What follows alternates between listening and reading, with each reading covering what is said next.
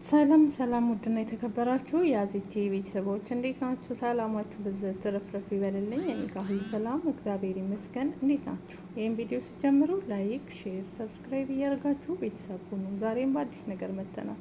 ዛሬም ስለ ቀነኒ ነገር ነው የመጣሁት። ቀነኒ ዛሬ እንግዲህ የችሎት ቀኗ እንደነበረ ሁላችንም እናውቃለን። ለስድስተኛ ጊዜ ነው ቀነኒ አዱኛ ለስድስተኛ ጊዜ ነው እንግዲህ ቀጠሮ የተቀጠረው። ከሞተች እንግዲህ 2 ወር ሞልቷታል ማለት ነው። ወደ 56 ቀን ነው 55 ቀን ሆኗታል። ትንሽ ቀናት ነው የቀራት ማለት ነው። 2 ወር ልትሞላ ማለት ነው።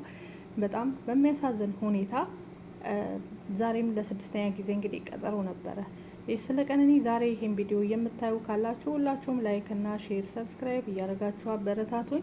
ስለ ቀነኒ ዝም አንልም። አንዳንዶች ምንድነው ደጋግመሽ ምሰሪ ሌላ ነገርም ስትሰሪ ቀነኒ ለምንድነው የምታደርግ የምትሉት እንዳትረሳ ነው። ትዝታንና እንትናን አይታችኋል። የትዝታና የሄበንን ጉዳይ እኔ ብቻ ነበርኩኝ በጣም ደጋግሜ ለብዙ ጊዜ ለ2 ወር አክል ከዛም በላይ ቪዲዮ የሰራሁት ማለት ነው። ብዙዎች ረስተውታል። እኔ ስተው ግን ሁሉም ትተውታል።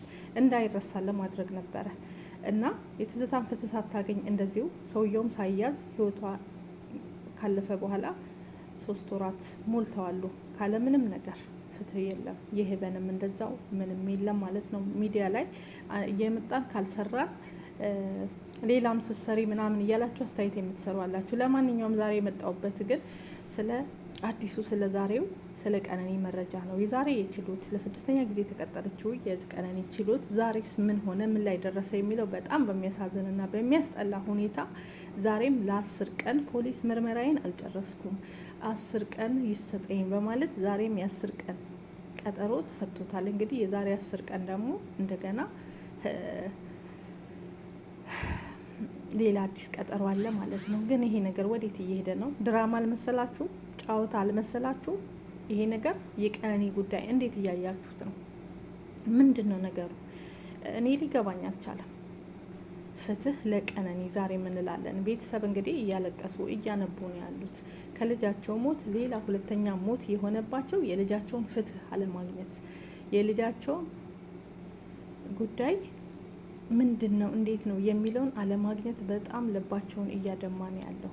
ያሳዝናል። የዛሬም የፍርድ ቤት ውሎ የ10 ቀን ቀጠሮ ተደርጓል። በሚያሳዝን ሁኔታ ልብ በሚሰብር ሁኔታ የቀነኒ ነገር ዛሬም ለ10 ቀን ተቀጠረ። ለምን ተቀጠረ? እውነት መረጃው ጠፍቶ ነው? አንዷለምም እየተወራ ያለውና እየወጡ ያሉት እንግዲህ ከሹክሹክታ መንደር የሚወጡት መረጃዎች ምንድን ነው? አንዷለምም ከእስር ቤት እንደወጣ አንዷለም እቤቱ እንዳለ በየቀጠሮ ከቤቱ እንደሚሄድ የሚዲያው ሽፋኖችም የተከለከሉትም አንዷለም እቤቱ ስለሆነ ያለው ይህን እንዳያዩ ነው ሚዲያዎች የተከለከሉት። ውስጥ የሚሰራውን ሴራ አውጥተው ለውጮቹ እንዳይናገሩ ነው ይሄ ነገር እየተደረገ ያለው። እስካሁን የምርመራ ውጤት አልደረሰልንም፣ አላገኘንም። ምንም አይነት ነገር ተጨማሪ 10 ቀን ይሰጠን የሚሉት በየጊዜው ምን ይመስላችኋል?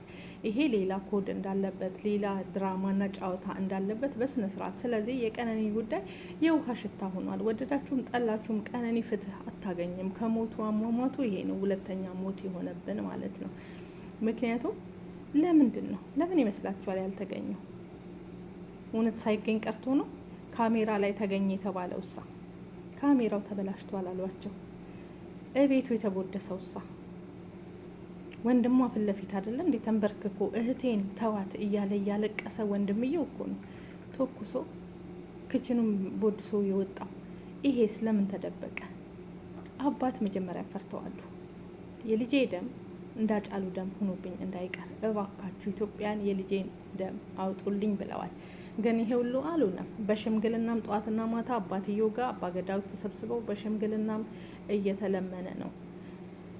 ጠዋትና ማታ አባት ጋር ሽምግልና እየተሄደ ነው። አባት ደግሞ እኔ የልጄን እውነት ነው እሱም ንጹህ ከሆነ ንጹህ የሆነበትን ነገር ንገሩኝና ነጻ ይውጣ፣ እኔን አሳምኑኝ፣ የእሷ ህይወት ያለፈበትን ነገር ሲሉ ተደምጠዋል፣ ተሰምተዋል። እሱም ደግሞ ገፈተርኳት እንጂ አልገደልኳትም። መገፍተር ምንድን ነው? መግደል ምንድን ነው? የመጀመሪያው ችሎት ላይ ከሰማችሁ ገፈተራት እንጂ አልገደላትም ሲል ጠበቃው ተናግሯል። መገፍተር መግደል አይሆንም ብሏል። መገፍተር ማለት ምንድን ነው ስታስቡት? አንድ ሰው እኔ አንድን ሰው ገፍትር ካደረግኩት ከወደቀ ህይወቱ ካለፈ እኔ ነኝ እኮ የገደልኩት አይደለ እንዴ? ይህ ምን ለማለት ተፈልጎ ነው? እና ለማንኛውም ወደዛም ወደዚህም ብትሉ የቀነኒ ነገር የውሃ ሽታ ሆኖባችኋል። በጣም አሞኛል፣ በጣም አናዶኛል። ለ6ኛ ጊዜ ነው ይሄ ቀጠሮ። ለምን ቤተሰብ ለምንድን ነው የሚያነባ? ለምንድን ነው? ፍትህ ስለሌለ ነው። በየቀን ከእለት እለት ኢትዮጵያ ውስጥ እንደዚህ የህፃናትና የሴቶች ህይወት እያለፈ ያለው። በቀደም ለታ ትላንትና የለቀኩላችሁን ቪዲዮ አይታችኋል አይደለ? እስኪ ካልገባችሁ እየገባችሁ እዩት ማለት ነው። ምንድን ነው የሆነው? ልጁ ፊት ለፊት እኮ ነው ሚስቱን በእንትን እኮ ነው ህይወቷን ያጠፋ፣ በመጥረቢያ አንገቷን ብሎ ህይወቷን አጠፋ፣ የሁለት ልጆቹን እናት። ከዛም ሄዶ ደብዳቤ ጽፎ በእኔ እጅ ነው ህይወት ምጠፊ እንዲህ ነው ብሎ ደብዳቤ ጽፎ ለጎረቤት ሰጥቶ ሄዶ እጁን ለመንግስት ሰጠ። አስቦበት ሻንጣውን፣ ልብሱን፣ ሁሉን እቃዎቹን አውጥቶ እቤት ውስጥ ከስራ ስትመጣ ትናንት ለቅቄላችኋለሁ። አያሳዝንም? የባንክ ቤት ሰራተኛ ናቸው ሁለቱም። አግብታው አስተምረው አስመርቀው፣ እሷ ከሱ ትበልጣለች በገንዘብም በትምህርትም ነበረ። አስተምራ ሁሉ ነገር አድርጋ ያደረገችውን ባሏ እንዲያደረጋት። ይሄ ሁሉ ለምንድን ነው? በቃ እስር ቤት ነው። ምንም ነገር የለም። የገደል የለም። እኛ ጋር እንትን ያለ ሴቶች ላይ ጥቃት ያደረገ ወይ ኮላሽ የለም ወይ ቆረጥ የለም። ፍትህ የለም። ፍትህ ስለሌለ ነው። ስለዚህ አሁንም እንግዲህ የቀነኒን 10 ቀን ስጡኝ በማለት የ10 ቀን ቀጠሮ ተሰጠ።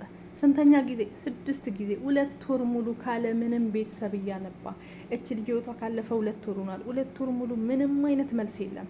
የአሟሟቷ ጉዳይ ይሄ ነው አልተባለም። መረጃ ጠፍቶ ነው አይደለም። በቂ መረጃ አለ። በቂ ምን አለ ልትሉን ትችላላችሁ። እዚህ ጋር የምታዳምጡት አይደለ? ደገምኩት ቀደምን ብያለው። ግን ወንድምየው ፊት ለፊት የተተኮሰው አለ። ምንጣፍ ላይ የተገኘው ደም አለ። የዶሮ ነው ወይስ ፔሬዷ መጥቶ? ይሄንንም አብራሩልን። ለምን ድብቅ ድብቅ? ለምን ሽፍን ሽፍን? ተው። የምር በጣም መናገር እንችላለን፣ ግን የያዘ ይዞን ነው። በጣም ያሳዝናል። ካሜራ ላይ የተገኘው ካሜራው ተበላሽቷል አሉ። ከተገኘ በኋላ መረጃ ካሜራ ላይም አለ። ካሜራ ነበረ ቤታቸው። የተደረገውን ነገር ሁሉ በካሜራ ተቀርጿል። ይሄ ነገር እኮ ቀላል ነው። ሰራተኛዋን በጥፊ ቢሏት ያለውን ነገር ዘርዝራ ቤት ውስጥ ትናገራለች። እህትየው የአንዷለምን እህት በጥፊ ቢላት ፖሊስ እውነቱን ነገር ታወጣለች።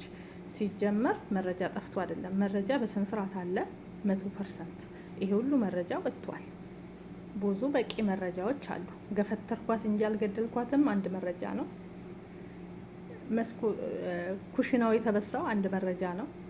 ፊቷ በጥፊ የተጣመመ ፊቷ የበላለዘው አንድ መረጃ ነው። ብዙ መረጃዎች አሉ። ስለ እውነት ከተናገረ እኛውንም እሱ ነው ግድ በሉ እያልን አይደለም።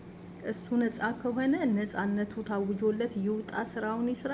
ቤተሰብም ወደ ቤታቸው እየሄዱ ስለ ልጃቸው ነፍስ ይማር እያሉ ቤታቸው ቁጭ ብለው ያልቅሱ። ለምን በቀጠሮ ታጓጓላችሁ? አባትም ያሉት የልጄን እውነት ንገሩኝ፣ ለኔም ለኢትዮጵያ ሕዝብም እውነት ንገሩኝና ወደ ቤቴ ልመለስ ብለዋሉ። እውነት ነው። ወደ ቤታቸው ገብተው ቁጭ በሉ፣ ሀዘናቸውን ይውጡ። በቃ ሌላ ምንም ነገር አይፈልግም እኮ። ምንም ቀጠሮ አያስፈልግም። ምንም 10 ነገር እንትን ቀጠሮ አያስፈልግም። ሲጀመር መረጃው እንዳይወጣ ፖሊሶች በማስጠንቀቂያ ተሰጥቷቸዋል። በሽምግልና ተብሎ 44 ሰዓት 44 ጊዜ ሽምግልና እየተሄደ ነው ቤታቸው። አባት ጋር ገንዘብ እንስጦት፣ ሽምግልናው በሀገር ይለቅ፣ በኦሮሞ ባህል ይለቅ። ይሄ የህግ ባህል እንጂ የኦሮሞ ባህል፣ የአማራ ባህል፣ የትግራይ ባህል አይደለም። ይሄ ህይወት ነው። ህግ የያዘው ነገር ነው። ህግ ነው የሚጨርሰው። ነጻ ከሆነ ነጻነቱ ታውጆ ይውጣ። እጁ ካለበት እንደ ህዝቡ ያው 13 ዓመት 12 ዓመት አይደለ ቅጣታቸው? 12 ዓመትም ከሆነ ቅጣቱ ይሰጠው፣ እንደ ቅጣቱ ይውጣ። አለቀ። ይሄ ማለት ለቤተሰብ አንድ ረፍት አለ። ነጻ ነው ተብሎ እሱም ከተለቀቀ አርፈው ልጃቸውን ነፍስ ይማር እያሉ ይቀመጣሉ። ይሄ ግን እንደዚህ እያደረጉ ማጓጓት በጣም ያማል፣ በጣም ያሳዝናል። ፍትህ ለቀነኒ። ዛሬም ዝም አንልም። 10 ደጋግመሽ አትስሪ ምናምን እያላችሁ የምትሳደቡ ሰዎች እናንተ የወንጀለኛ ተባባሪ ናችሁ። እውነቴን ነው ምላችሁ። አንድ ህይወቷ እንደዚህ የሆነች እህታችሁ ብትሆን ወይ ዘመዳችሁ ብትሆን ቀነኒ እንዴት እንደሚያንገበግባችሁ፣ እንዴት እሳቱ እንደሚበላችሁ ታውቁ ነበረ። ግን አላቃጠላችሁማ። የሰው አይደለ የሰው ቁስል ላይ እኮ ጨው መነስነስ ትወዳላችሁ ኢትዮጵያውያን። ስለ እውነት በጣም ብዙ ኮሜንት እየታዘብኩኝ ነው። አበዛሹ። ምንድነው አንቺ ካለዚህ ስራ የለሽም? ነፍ ሚዲያ ላይ የሚሰራ ያውም እኔ ሼፍ ነኝ። ገብታችሁ ቪዲዮዬን ከታች እስከ ላይ። ግን ይሄን ትቼ ለወገኖቼ እየጮኩ ነው ያሉት። የምሰራቸው ምግቦችን እያስቀመጥኩ ወደታች በኋላ ለቀዋለሁ። ሀገር ሰላም ይሁን፣ ህዝቤ ሰላም ይሁን በማለት እና ስራ ፈት ስራ አጥ አይደለንም፣ ደሞዝም አለን። እኛ በኢትዮጵያ ብር መበላ ሰው አይደለውም። የራሴ በቂ ደሞዝ አለኝ ማለት ነው። በኢትዮጵያ ከ200 ሺህ ብር በላይ በወር የማገኘው ደሞዝ አለኝ። ብር ፍለጋ አይደለም። እዚህ ጋር ስንት ተከፍሎሽ ነው የምትሉም አላችሁ። እኔ ከፍላለሁ። ከፈለጋችሁ እንኳን ሊከፈለኝ ከፍላለሁ። ተከፍሎኝ የምሰራው ቋሚ የራሴ ስራ አለኝ። ምርጥ ሼፍ ነኝ። ኦኬ፣ ያውን በዶላር የሚቆጠር ገንዘብ የማገኝ